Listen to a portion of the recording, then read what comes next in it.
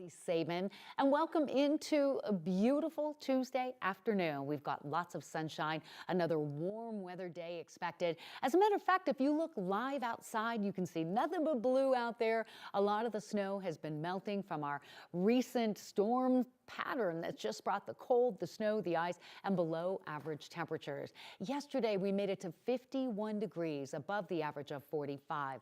Today will be close to that.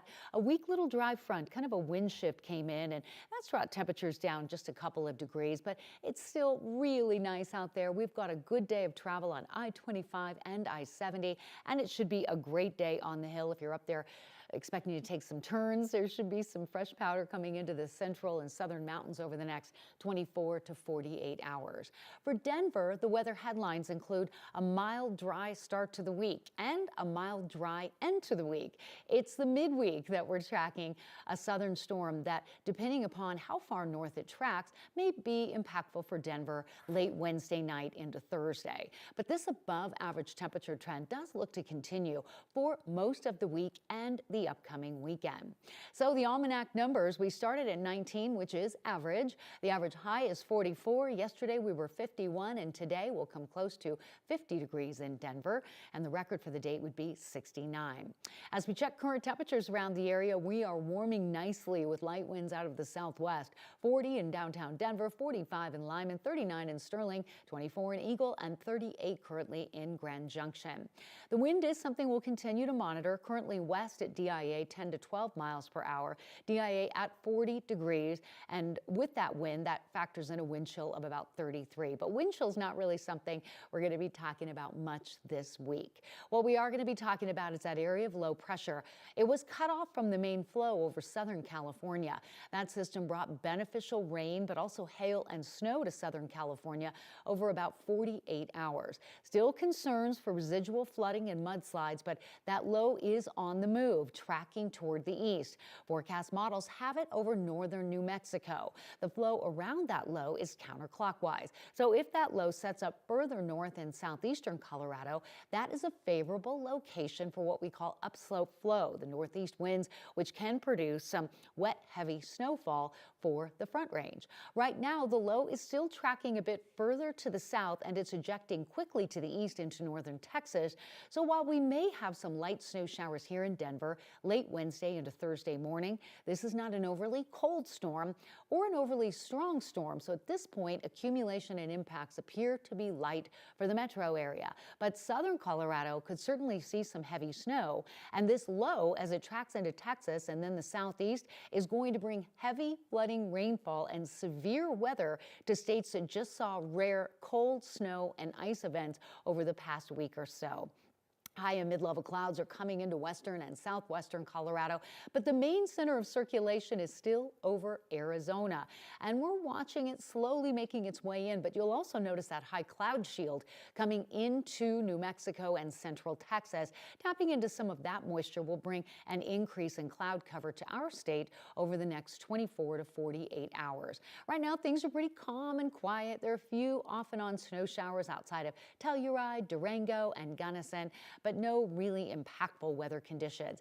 Things will start to change tonight. We go under the winter weather advisory in the light blue and then a winter storm watch in the darker blue. These watches and warnings go into effect after 11 o'clock tonight through the day tomorrow. For several inches of snow, what could be more difficult travel as that snow starts to pick up and that low approaches the Four Corners area.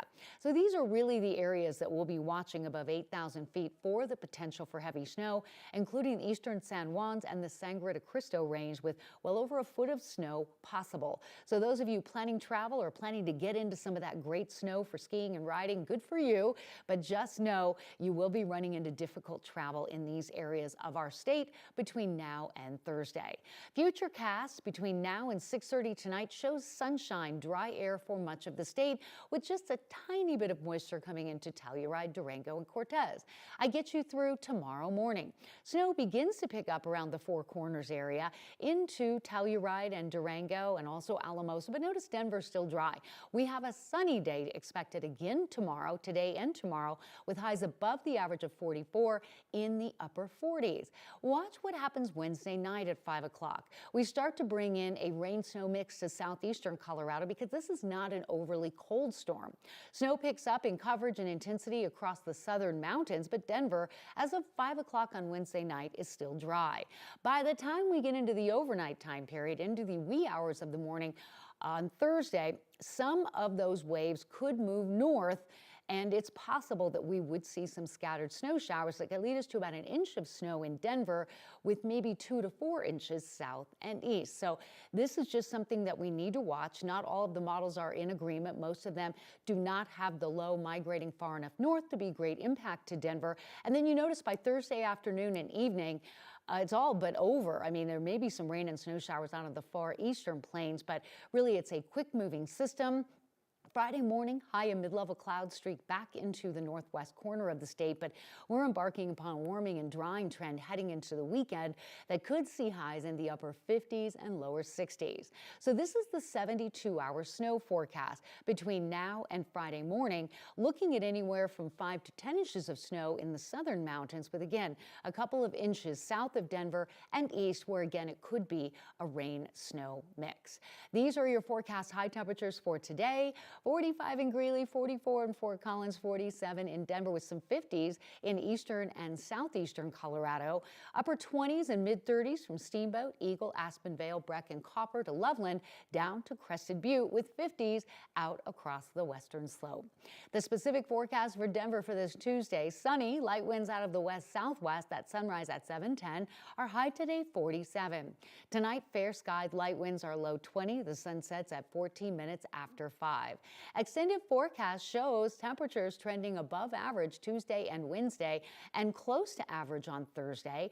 Mid to upper 50s for Friday and Saturday. This warm weather trend continues into early next week, with temperatures near or at 60 degrees possible Saturday through Monday. So this is a terrific weather forecast for the extended period. So the focus really will be on the southern mountains on Wednesday and the metro area or areas just south of Denver Wednesday night into Thursday. Again, as you can tell by the temperature trend, not an overly cold storm, so not an overly impactful storm in terms of wind, ice, and snow, but certainly the potential for accumulating snow is there over the South Metro early Thursday, with clearing skies late in the day on Thursday. So that's the most interesting thing that we're talking about. So in terms of a potential weather impact day on Thursday, southern Colorado will see the heaviest snow. The Denver metro area could see some snow showers late Wednesday night through early Thursday morning. The best chance for a rain-snow mix or light accumulation will again be south and east of Denver. It is a beautiful day as we look live along the Front Range today, and really just a nice day for anything that you want to do. I will have much more on this forecast coming up today on 9 News at 3 o'clock. Also be here at 4, 5, and 6. We will have your complete weather forecast as we track this southern storm, along with all the day's news and sports. We'll see you today on 9 News at 3, and also coming up on 9 News at noon. Thank you for watching.